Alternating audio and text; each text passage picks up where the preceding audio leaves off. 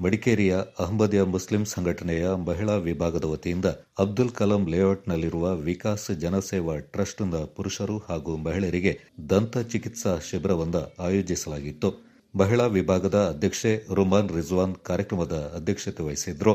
ಸರ್ಕಾರಿ ಆಸ್ಪತ್ರೆಯ ದಂತ ವೈದ್ಯರಾದ ಡಾ ಅಫ್ರೀನ್ ಹಾಗೂ ಡಾ ಮೆಲ್ವಿನ್ ಈ ಶಿಬಿರದ ನೇತೃತ್ವವನ್ನು ವಹಿಸಿದ್ರು. ಈ ಸಂದರ್ಭ 35 ಜನರ ದಂತ ತಪಾಸಣೆ ನಡೆಸಿ ಅವರಿಗೆ ಬೇಕಾದ ಬ್ರಷ್, ಪೇಸ್ಟ್ ಹಾಗೂ ಔಷಧಿಗಳನ್ನು ವಿತರಣೆ ಮಾಡಲಾಯಿತು.